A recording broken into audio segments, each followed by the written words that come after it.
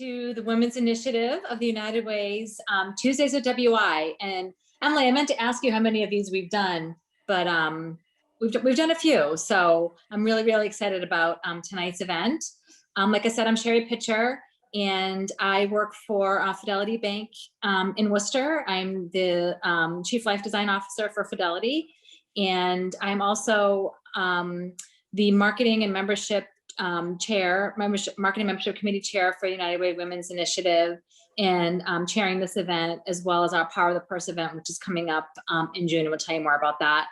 And we were just talking about Miriam before we got on. I wanted to just take a moment to thank Miriam Hector of Hector's Mediterranean Market on Pleasant Street for the appetizer wine packages. I picked mine up on my way here.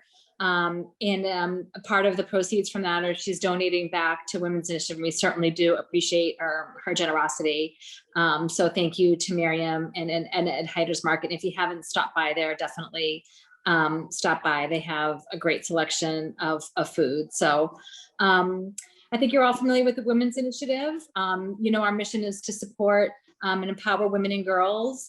And in honor of March being Women's History Month and International Women's Day was just yesterday, we put together this really special program and really wanted to focus on the impact that COVID-19 has had on women and girls, particularly in vulnerable communities. So I know we all spend a lot of time talking about COVID. A lot of times I go to a meeting or something, or, you know, have a conversation with somebody and I say, let's not say coronavirus or COVID at all, but it always comes up. And this topic is incredibly important right now, and will have a long lasting impact on our future. So we are beyond thrilled to have Dr. Mattie Castiel.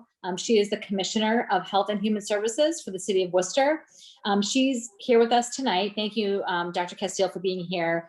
And she's going to dive into this topic and answer some of our questions. And I also want to introduce my friend, this amazing woman, Kate Bean. She's Senior Director of Clinical Affiliations of Anchor Mission and Strategy at UMass Memorial Healthcare. UMass has been doing, I think we all know a lot of people that have been working there, and really appreciate their leadership through this really difficult time. Kate's also a fellow WI Leadership Council member, and she's going to be leading the conversation tonight with Dr. Castiel. So welcome, Dr. Castiel, and welcome, Kate. I'm going to turn it over to you guys. Am I muted? No. Thanks, Sherry. Hi, everybody. It's really great to be here with you all tonight. I'm just honored that WI asked me to come and talk to you all tonight with Mattie. And I'll tell you why in a minute. But yes, as Sherry said, I'm Kate Bean, UMass Memorial Healthcare. I've been there for 13 years. Really like it there. Really proud of the work that we're doing there to affect the social determinants of health of our patients in Worcester and beyond. And I just want to give a shout out to Kelsey Rodriguez, who I know is on this call. I saw her dial in, and she's doing a lot of great, really important work for us in the hiring space. So I just wanted to give a shout out to you, Kelsey. Thank you for joining tonight and for all the work you're doing. And without further ado, let me get to Mattie. Dr. Castiel. Hi, Mattie. You're muted, Mattie. I'm unmuted. I got to tell my cohorts here who are trying to open up the bottle of wine. God, we're going to get in trouble here. Open up a bottle of wine in here. But it's past 5, right? Mattie, did you find your corkscrew? Yes. Ania brought the corkscrew. They're opening it up. She's going to join us and have some wine with us. When you have your glass poured, just raise it so we can do a little cheers together. This is okay. This wine that Miriam gave us smells so delicious. It's sitting here on my desk, and I'm trying not to drink it, because as my husband tells me, I'll spill it on myself, which will not be something I want to do. So anyway, Mattie, thanks for accepting our invitation to have this conversation tonight. You draw a crowd. Do you see all these people who want to hear about your thoughts and your take on things? Before we get into that, I just want to give a little introduction of Dr. Castiel from my view. There it is. Cheers. Cheers. So I started working at UMass Memorial Healthcare 13 years ago. And I first heard about Dr. Mattie Castiel because she was our traveling physician. She would go out and you had like some sort of mobile practice, and you would go to the Bell Hill neighborhood and take care of patients. And you were the one doctor in the group of, 1,500 physicians who did that. So I was like, who's Dr. Castiel? So then fast forward, a few years later, I learned about the Hector Reyes house. And what is the Hector Reyes house? I think we Worcesterites know it, but for anyone that might be joining, like my Aunt Elle, who's in Florida, the Hector Reyes house is a substance use treatment facility for 25 Latino men in Worcester that is a place for them to get treatment for their substance use, get all sorts of therapy and medicine, and also be given job opportunities, training, all in the hopes that we will reduce the likelihood that they will relapse and go back to jail. So Mattie Castiel, this woman sitting in front of you, started this place. You never can tell that from just looking at that woman there, but that's a pretty powerful senior citizen, I think. So, and then of course, the last I have to just mention to cap this all off, of course, I knew I was planning to do this talk with you tonight, and I was at the hospital, the university campus, getting my vaccine as an employee. And I look up and who do I see on the wall? This giant picture of Mattie framed from winning the Chancellor's Award at some point, gorgeous picture of you. And I'm like, this Mattie, she is everywhere. And I'm just so honored that I was asked to have this conversation with you tonight. To me, you are like the Mother Teresa of Worcester. Oh God. Domenica agrees with me, I'm sure. So without further ado, I want to stop talking because everyone wants to listen to you, Mattie. So everything I just described, the woman you are today, the accomplished healthcare leader, tell us about the journey of how you got here. Because I know you had some challenges. First, I want to tell you that I always talk about this, the imposter syndrome, that it's hard. I think we didn't grow up with all of that. So it's hard to hear all that and accept all that. I didn't think that I want to consider myself, and I hope I am, among my colleagues here, that we're all one and we work together for the same cause. And I hope that as a leader, if that's the case, that I'm in the trenches with people, and that sort of is the goal that I'd like to have, is to be there working with people. But my background is I'm originally from Cuba. First of all, I didn't even say hello to everybody, and I haven't really met everybody. I kind of looked. I have some friends. I see Lois there. I see others that I know, and so I'm thrilled to be here with all of you. It's probably been the most relaxing thing I've done all day today, besides figuring out that we have 800 equity vaccines to be able to give out to the community, which I'm really thrilled.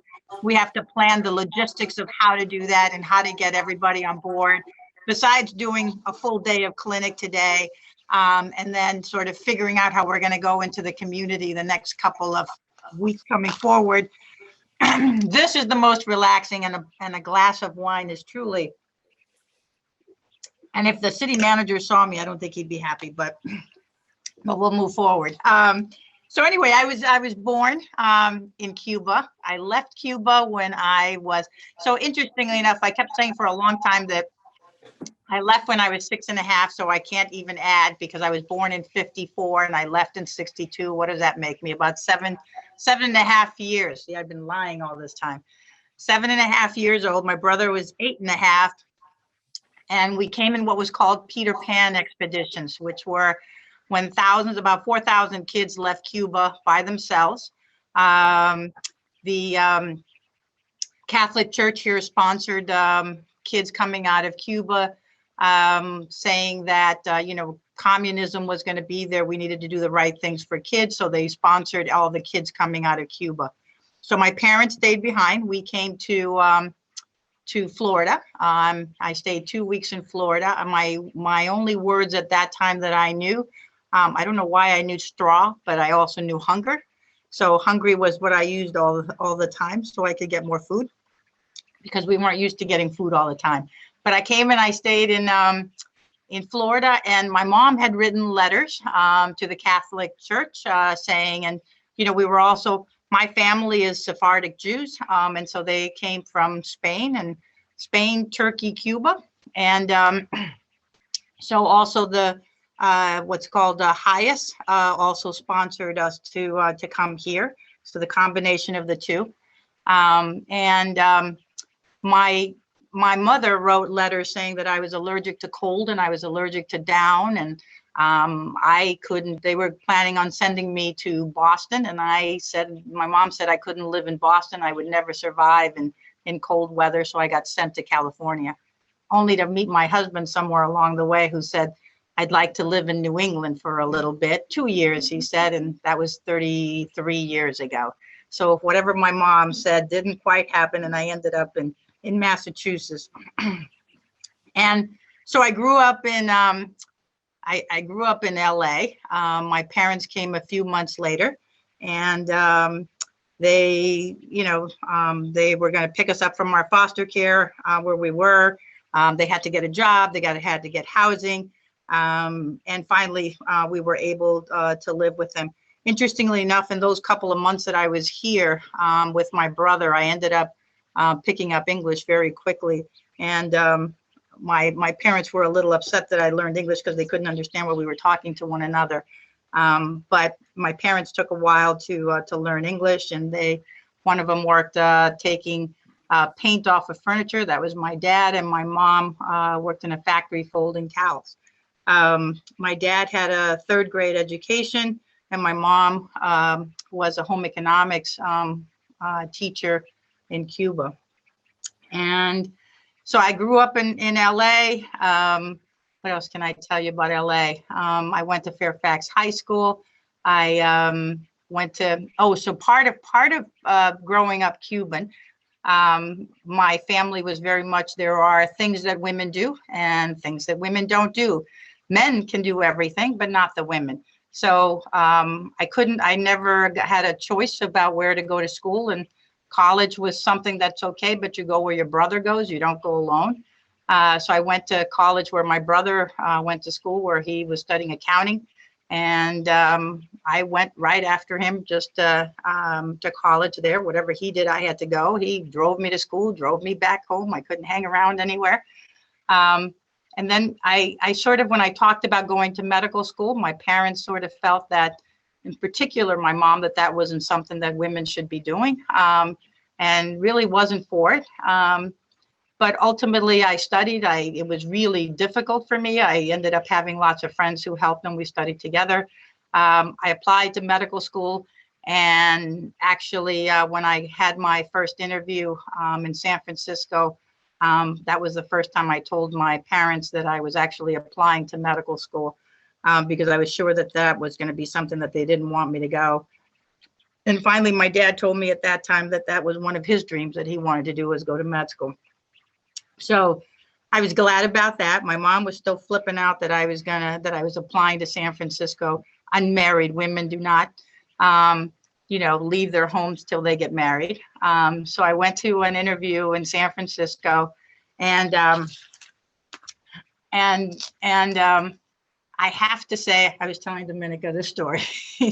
So I was very scared about who I was going to interview with, and I was thrilled that I interviewed with an African-American man who I felt comfortable with, and we hit it off. I had turned 21, and again, I'm going to drink to him because I had my first drink with him.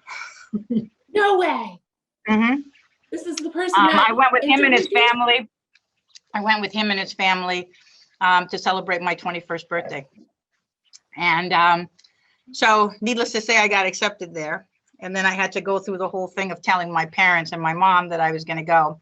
So of all the things, people are always worried about getting into medical school. And I had to have the person who admitted me call my parents up and ask and tell them that I was going to go to medical school there. So my mom finally agreed. My father said absolutely. And they drove me up to San Francisco. And I have to tell you, I have these memories of things that happened. And I told this one again to Dominica. I was trying to tell her, like, do people really want to hear this story? I said, here's some of the things I went through. Which was the first time that it really hit me what my parents went through, that I left Cuba to come to this country. And every time I say it, I start to think about that. But my dad dropped me off, and my mom and dad dropped me off in my dorm, and we unpacked and we did everything. And then he was getting in the elevator with my mom to go home, and he kept on opening the door to the elevator, and he would say that he thought he'd never separate again from me. And it was the most traumatic thing to sit there and open, and then, he just didn't want to leave. And those are some of the memories that I have. Needless to say, he was incredible. I actually, what do you call how I got in? It's not, look at you. What am I? I'm affirmative action. I got in through affirmative action, which is not something that's, I'm thrilled that I got into medical school. I'm thrilled that I became a doctor. It's still a very tough thing to do.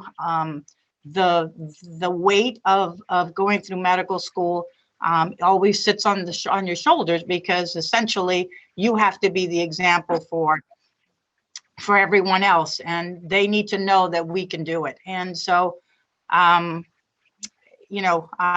went through medical school. I had a good group of people going through med school, but it was incredibly tough. I think I remember our first day there, where the head of the school, the dean, said, you are the cream of the crop to all of us. And we, just like what you were saying, Kate, when you complimented, we were like, the cream of the crop, who's that? Like, so we were the cream of the crop. And it was hard to believe that. And then they said, how many people have had biochemistry? How many people have this? And you see all the hands going up. And then you see how many people haven't had all this stuff. And it was, a couple of us who were Latino and a couple of African Americans who were there, who were brought into the picture for affirmative action.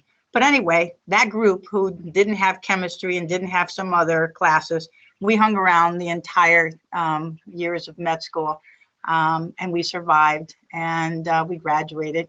And then at some point, I wanted to be a surgeon, and I tossed back and forth if I wanted to be a surgeon, or if because I loved working in the ER and I loved all of that stuff. But then there was a piece of me that really wanted to go into primary care.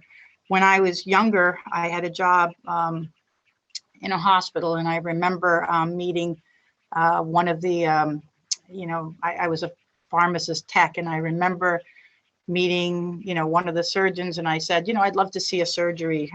And he said, yeah, I'm going to operate on this guy. And I went to his room, and I talked to him, and I got to meet him.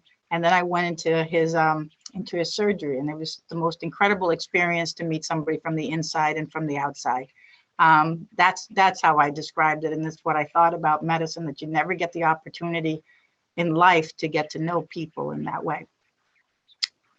So fast forward, I went to I went to residency, and I studied internal medicine, and I actually finished residency in St. Louis, and I met my husband in St. Louis. I actually met my husband because I was going out with his friend, and I wasn't sure Awesome. if his friend, huh? That's what we want to hear about, Mattie. All those kinds of things. Well, I thought the reality is I thought that he couldn't be straight because he was so nice, and I hadn't met too many nice men, and so but I was going out with his friend, but I met him and I said, he's a nice guy, but I didn't know. To make a long story short, we went out running. He was laughing at my stories. we decided to go out and run. Actually, what I did was I was setting him up with a friend of mine, and she decided she was too scared and she didn't go. So I went with him to have breakfast, and he told me about his father and how great his father was, and his father had passed away. And I had a thing with my father. My father was probably the best man in the world.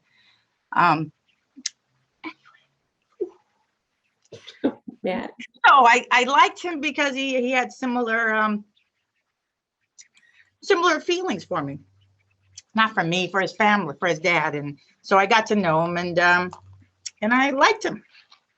And well, lucky for him. Lucky for him. Lucky for him. Yeah. And then a year and a half later, I kept asking him, because I was 34 years old, and then my mom every Sunday would call me up and say, "So when are you getting married? What's happening? You can't just be going out this long." So I would ask him, "Hey, when are we getting married?" He said, "I don't know." So I'd say to her, "I don't know." So finally he asked me one day to get married. I wasn't sure if he was joking around with me or if it was real. And it was before we had a trip to California, where my parents lived, and he asked my parents if we could get married. And my mom was flipping out. I won't even tell you that story because she wasn't even quite there, but my dad was, already puts out a drink and we had to celebrate. But anyway, so he told me when we got married that he wanted to come to New England for 2 years, and he wanted to see what it was like. And so I said, fine, New England for 2 years. And that was 33 years later. After I had one kid, it was all a new experience for me. I think having kids was probably harder than medical school for me. And what else can I tell you? And ever since then, I've loved being here. I came here and I said, where is the Latino community? Because that's where I want to work if I'm going to be here. And they said, oh, it's in the other side of town. And I didn't know that they weren't like all over the place. No, they were in one part of town. And so I ended up, interestingly enough, I had applied for, if most of you know Dr. Garcia, I always tell the story because I applied to be the homeless doc for Worcester. And I guess Dr. Garcia applied at the same time. And we went through interviews, and part of it was going through family health. So Dr. Garcia got the job of the homeless doc, and I got the job at family health. And I was the one internist at family health who it's always, family medicine, and they took me. So I worked at family health for a while.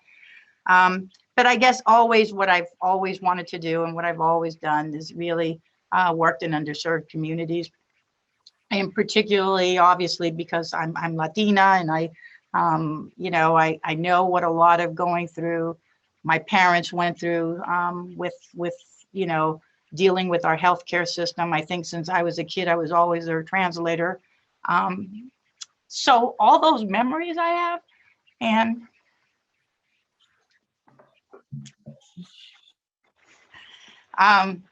I just, it's what I wanted to do. And so I enjoyed working. I did a lot of that when I was in San Francisco. I came here because we thinking it was 2 years, but that's what I wanted to do in the 2 years. I spent 10 years working at Family Health Center, which I enjoyed. And then I subsequently worked for UMass. But I always felt like I never really got to know initially the community. I knew patients, and I always felt that I wasn't doing, I really couldn't see the change that I was doing for people. And I always wanted to figure out how I could create more changes for people. And even though people at Family Health would tell me, oh, you have no idea what you've done for people, I said, I know, but I haven't changed the system. I haven't done something to really improve their lives. And so I started to basically get to know the community. I joined some boards, got to know people in the community, which is at the time when I met Hector Reyes. I joined the central board, met Hector Reyes. And honestly, I had nothing, I didn't know much about addiction, and I don't think many people knew about addiction. I remember working in the ER, and if somebody came in with an overdose, we gave them Narcan and we would send them out, or somebody had alcohol intoxication. We took care of them and out they went. And so I never knew that much about addiction until truly Hector Reyes showed me what people were suffering with. And it really became something of my passion to, because you see all ages. You see from, I just saw a 25-year-old today who's, and again, they all started around age 13 to whatever drug, whether it's cigarettes, alcohol, or marijuana, and that continues on. But incredible people, very talented, who are suffering with addiction from, experiences in their past, whether it's genetics from family things or whether it's trauma from things that they have gone through. And then you add incarceration, the war on drugs, how many people that we incarcerate, and in particular Black and brown people that we incarcerated. And then I have a program that's 6 months, and they say that in 6 months I'm supposed to rehab somebody who's gone through all of that experience, and they're going to go out into the community and they're going to be self-sufficient. And I hope everyone understands that never happens. And it's a vicious cycle sometimes. Some do well, but not the majority don't do well. And they may do well for a while, but it's tough to live on minimum wages. It's tough to get back with your family. It's tough to leave the trauma of being incarcerated for 20 plus years. We had all that minimum sentencing. You got caught using drugs the first time, it was 5 years. The second time it would be 10 years. And so these are the people that I worked with, and I became very passionate about that. And then interestingly enough, I think that people talk about the what do we call it? The social determinants of health. And I don't think at that time we were talking about social determinants of health, but anybody could figure out that if people don't have housing and if people don't have a job, and people don't have a safe place to live, that they're not going to make it. And so, and then again, addiction was something that was, very AA founded, which is fine, but there is medical treatment for addiction, and it is a disease. And so we brought a medical program together with psychiatry and infectious disease and primary care. People religion is a part of it, or spirituality is a part of it, and AA can be a part of it, but all of it together. But then we realized that people couldn't survive because they didn't have housing. And so we went and got housing. And I guess the whole part of it is that what I always tell medical students is that, as a physician, and my dad used to tell me this, that if you get your degree, you're going to be able to do whatever you want to do. And so I ended up starting a nonprofit that I never knew anything about starting a nonprofit. Was able to get a loan from the bank to be able to do this. We never used the loan, but we were able to raise the money to buy a house. We worked with Job Corps to rehab the house. But it was medicine, but it was business, and it was trying to figure out how you put all that together. And then how do you get housing for people? So we ended up buying the house next door as housing. And then we have another house that actually now has my name on it, which is very cool. And then you have, and then we did, and then we said, how are we going to get people jobs? I remember, UMass says, hey, I'll give your people jobs. And, they went into maintenance and they didn't know how to have a job. They were on their cell phone all the time. They would take smoke breaks. And so they didn't last very much on the job. And so we said we needed to get a job training program. And so we started, so people laugh at me because I've never had a business, and the only thing I know how to do is to cook. I actually cook pretty well. My kids say so. So that's, and I figured, okay, we could do something with food and I can train guys how to cook. And so we bought that little restaurant. There used to be an Italian restaurant on Shrewsbury Street. And Cafe Reyes, again, to me, Hector Reyes actually passed away. We opened the house in April of 2009, and he died July 4th of 2009. So he was able to see it. So we named everything after him.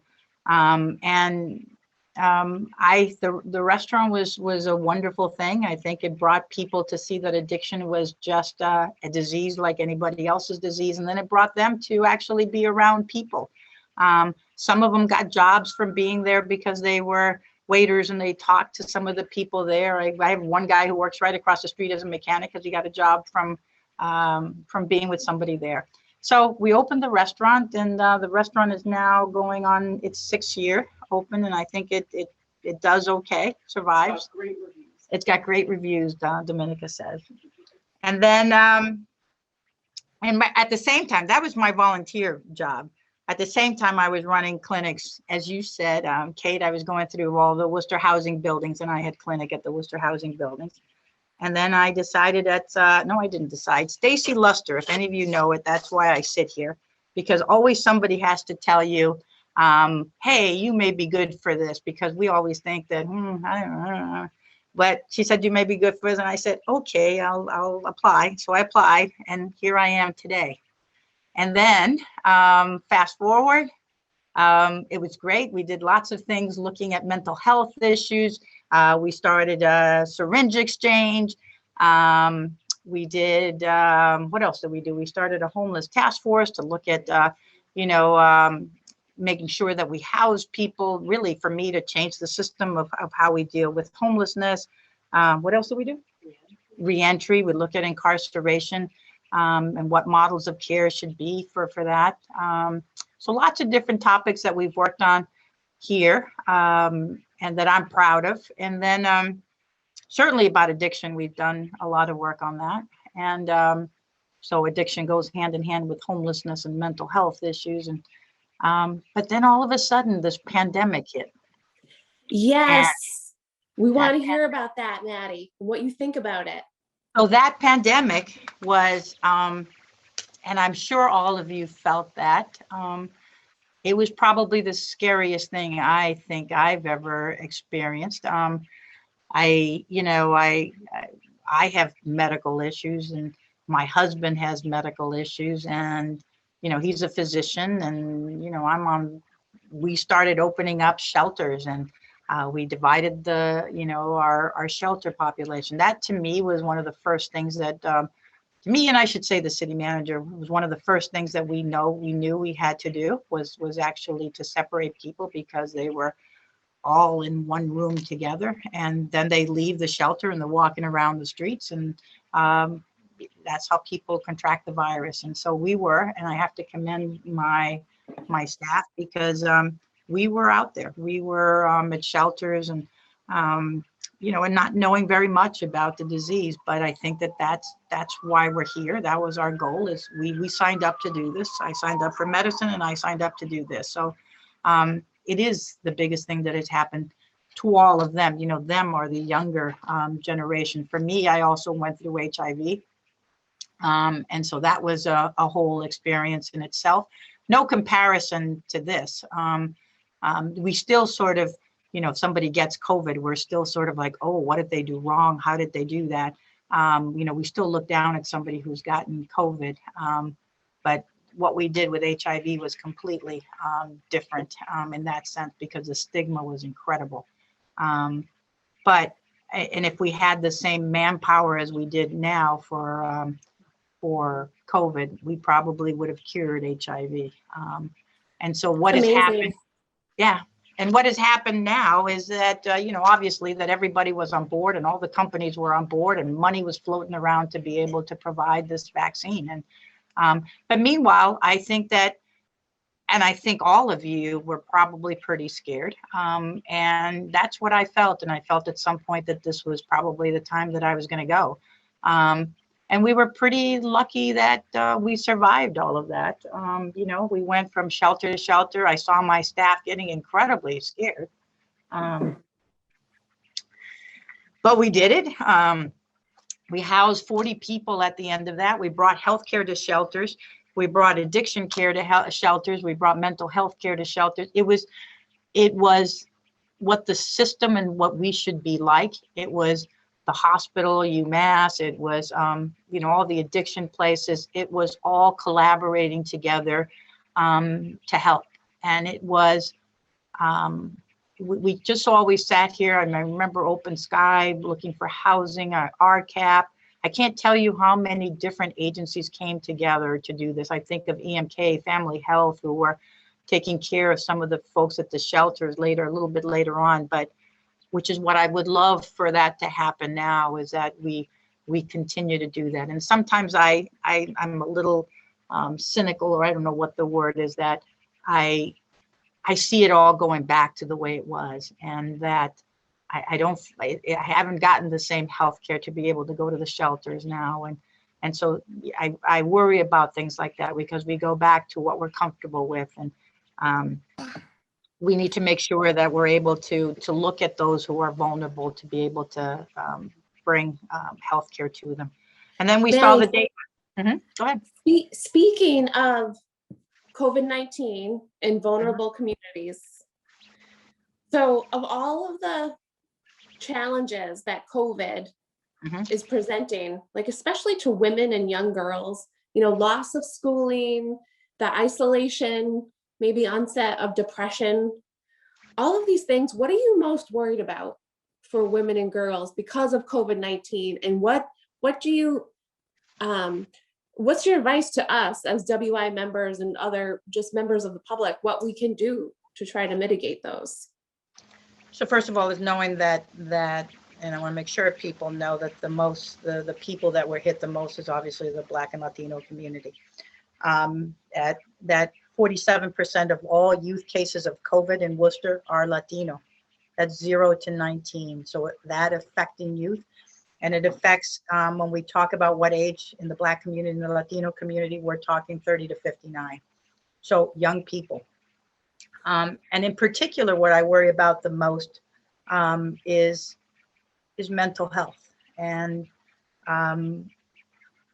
I think, you looked at a neighborhood that, at neighborhoods who don't have access to computers, who don't have access to care, whose parents are the essential workers, who are working, I don't know how many jobs to be able to provide food, or losing the money for their rent, or they got laid off, and all of that, and how it affects kids, all kids, women, young girls, young boys. It's the same. It's mental health is the biggest issue that we have. And I don't know what's going to happen a year from now, but I think we will see the things that have happened in our community, whether what our economy is going to be like, who's going to be able to get a job, what's going to happen with mental health. I think, all of us can look at how traumatized we have all been, and we're all pretty together in a lot of ways, and how COVID has affected us. And think about youth. I am incredibly grateful that my kids are in their late 20s, that,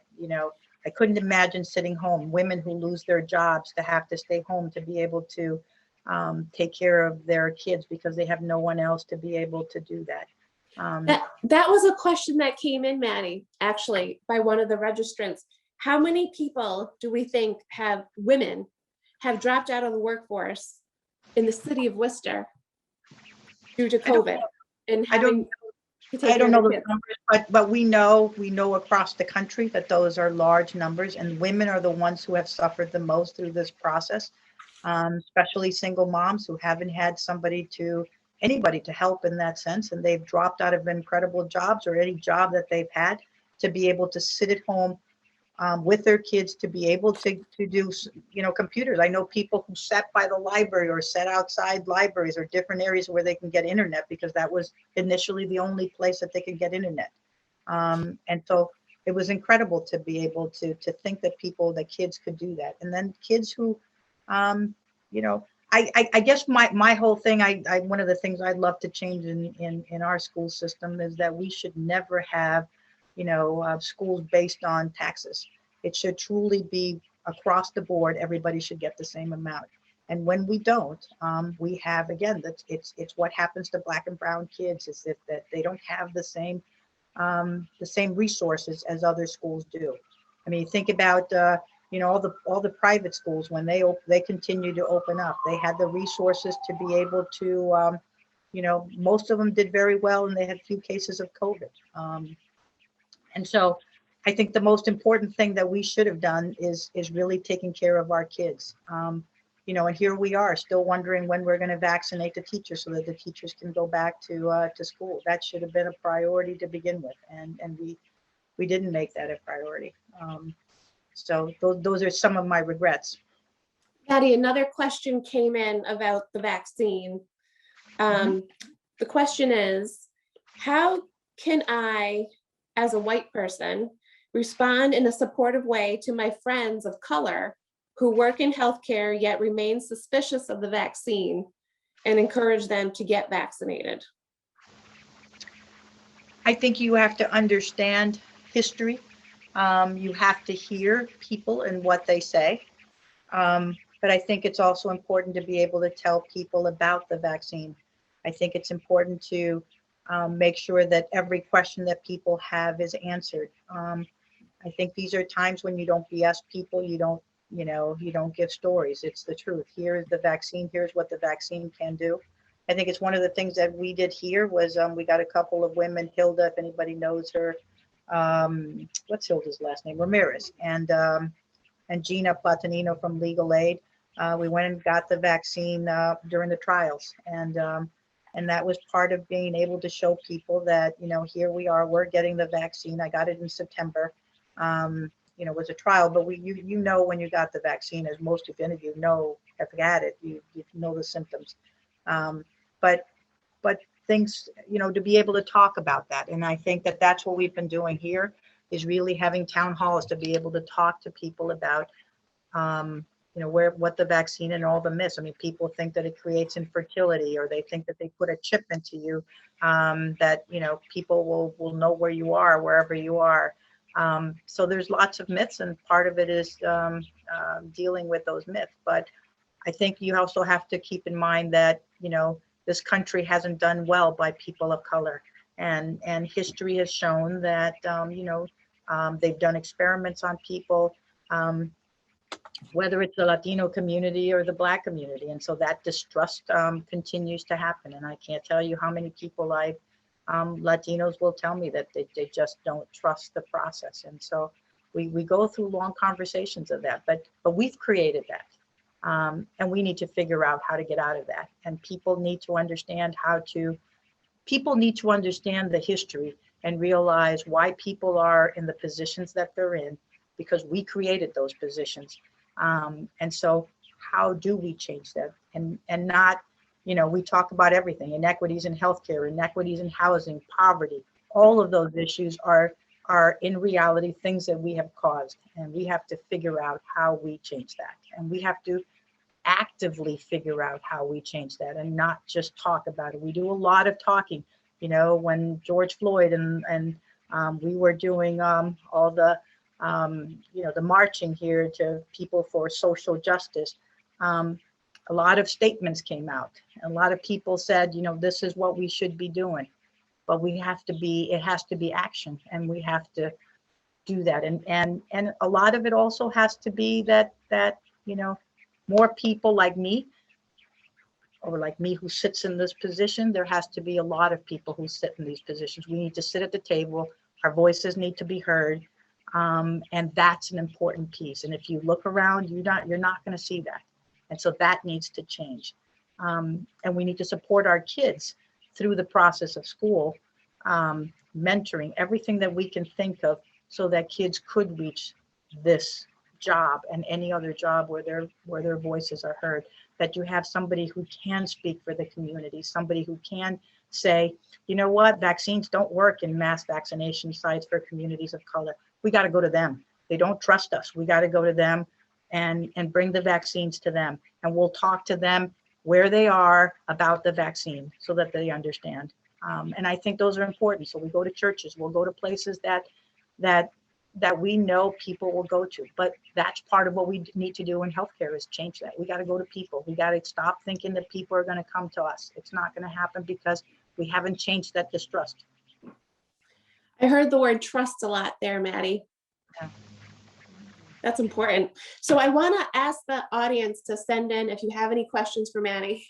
Emily and I are on the same page. Please put them in the chat, and we will get to them, because I'm sure you all have a lot of questions for Mattie.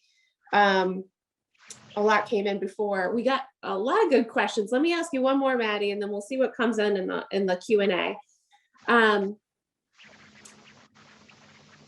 What should we, Dr. Castiel, what should we say to our doubting friends who ask, why does the information and guidelines keep changing about COVID?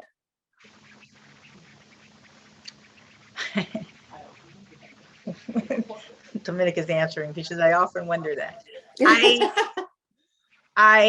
So when the vaccine rollout came out, the intention was to have an equitable process, knowing the data and what the data has shown. Again, and Kate, you're at UMass, and Jean Shershak has pointed out the data. So initially, the nursing homes were the highest affected, right? And we had lots of people from the nursing homes being affected. And then there was a system put in place for the nursing homes that those numbers dramatically decreased. And then we saw the numbers of Black and brown communities. And as she pointed out, if we're hitting the 65-year-olds, we're missing 3/4 of the population of those who have actually, the numbers are 30 to 59 in Black and brown communities, and we're not vaccinating them. And so are we following the data, or are we following, and we said equity. So equity meant that when we went to the hospital, we vaccinated doctors and nurses and the person who cleans in the COVID positive room or brings food into the COVID positive room. So the idea is that we would get everybody. We got the home health aides because they're going into housing. And a lot of the people who do the home health aides are also people of color. And we've just sort of, it's been a system that's just been developing. We were thrilled to be able to have vaccines and do it at the senior center, for example. And we said, here's your vaccines. And then they said, you no longer get vaccines anymore. They're all going to mass vaccination sites. And it's just been swaying around. Teachers were not part of the piece. Teachers were, the next phase down. Everybody's been talking, what about teachers? It's the most important thing. And now teachers are getting vaccinated. So there's been lots of changes in the system because we haven't, and it doesn't come from us, it comes from the state, and the state made those decisions, and they had representatives from different areas in Massachusetts, but I think their intentions were good, and their intentions were to look at equity. And part of the rollout of the vaccine right now is for us to go out and provide vaccines to the communities. It's very difficult. We're looking for 65 and 75-year-old Black and brown people. Well, we don't even live that long, so it's tough to find Black and brown people who are older. So yes, and you can find them, but it should be, let's just go out and vaccinate, because I have to sit there and figure out, okay, I can only do this phase, but now I got these people who walked in, or somebody who they have one comorbidity that doesn't fit into what their comorbidities are, but I have to tell them to go home now, and I have to. And it's just, it makes it very difficult to be able to do that. So everybody would think about a different design that we'd like to do. It's what we've been handed.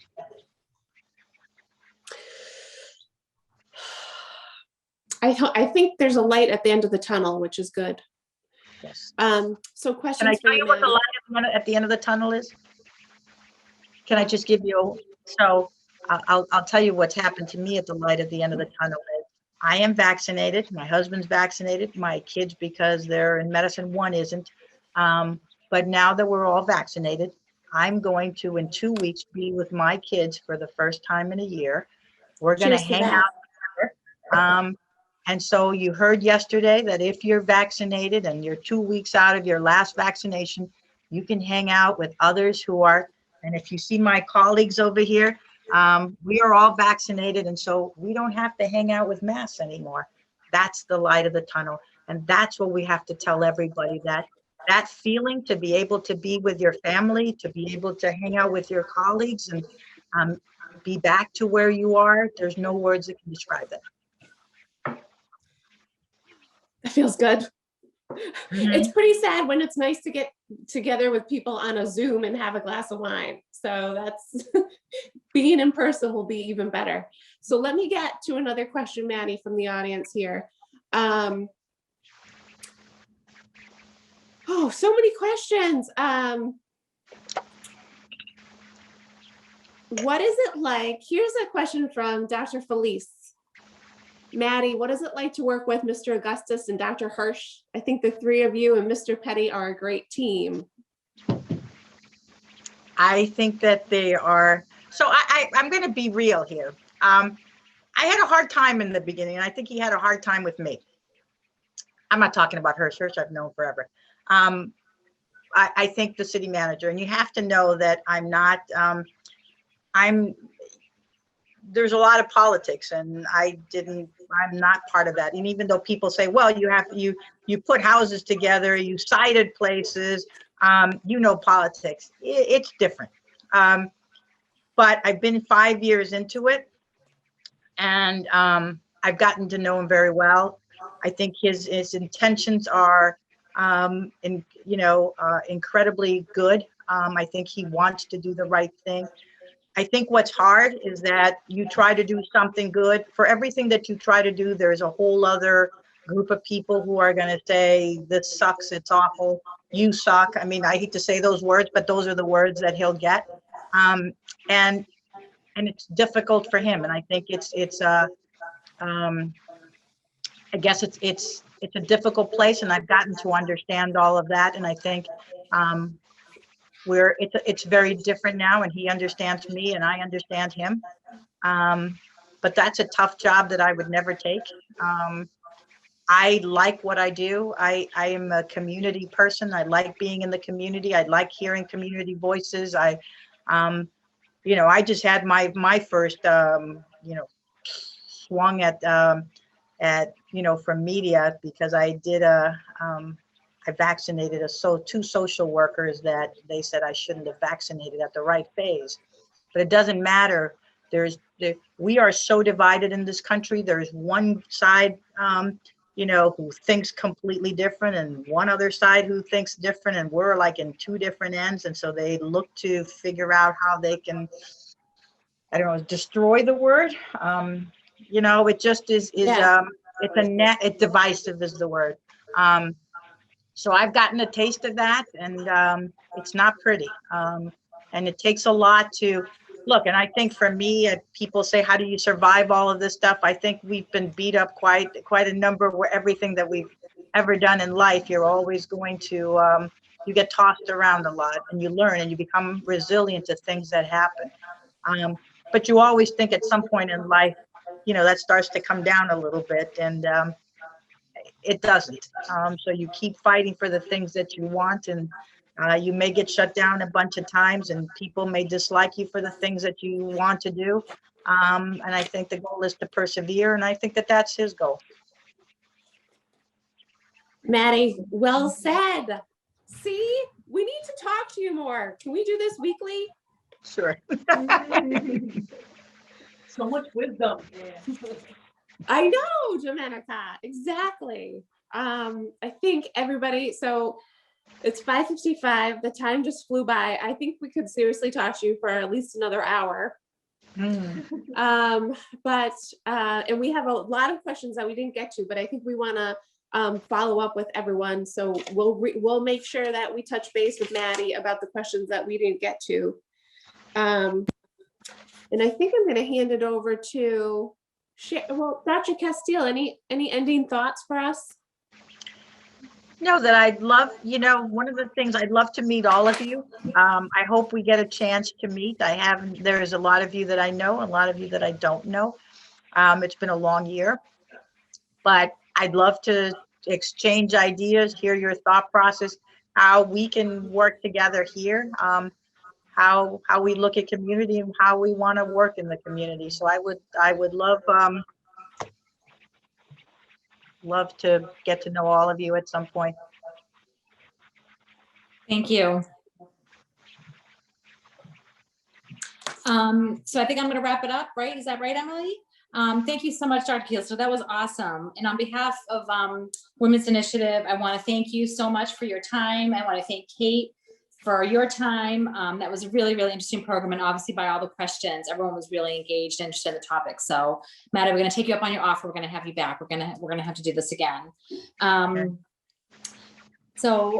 really enjoyed the conversation, learning more about Mattie. And Mattie, I lived in San Francisco too. So hearing about your stories brought me back to living on the West Coast in the Bay Area. So we'll have to talk about that sometime.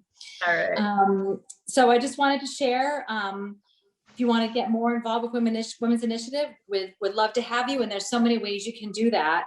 You could be a virtual Dollar Scholar. Our Dollar Scholar program has gone virtual. So you can be a financial literacy mentor for middle school girls. And we are scheduling right now 1 hour virtual budgeting sessions. That's just one module of our Dollar Scholars program, one of the most popular ones. So if you want to be a part of that, we would absolutely love to have you. You can join a committee. We have openings on a lot of our committees, and we have a new diversity committee. If you're interested in that, please reach out to me or Emily or any one of us on Women's Initiative. We'd love to share more about our experiences and help you get involved. And as I mentioned earlier in my opening remarks, please save the date with our next major event for the Power the Purse annual auction on Tuesday, June 8th from 5 to 7 p.m. So we'll be hosting a live event and an in-person event. So we'd love to have you. Please join us. Power the Purse. One of our honorary chairs is Tamara Lundy. She's here tonight, I think. So Tamara, are you on the phone? I am. You Hi, here? Hi. everyone. She's Yeah. one of our honorary co-chairs. So Hi everyone. Glad to be here. Looking forward to the event. I really enjoyed all of the words of wisdom from Mattie tonight. Just amazing, very touching and inspiring. So thank you, Mattie. And I look forward to connecting with everyone later on this year. What are you still doing at work? Oh, what am I talking about? look at us. Right, exactly. Thank you, Ania and Dominica. What is she still doing at work? We're all here. So you'll see Back at Tamara home. and hopefully Dr. Castiel at our Power the Purse event. You'll receive a message from Women's Initiative following this event with more details on how to get involved. And again, thank you everyone. We had over 70 people here tonight. So thanks everyone for being here. Thank you.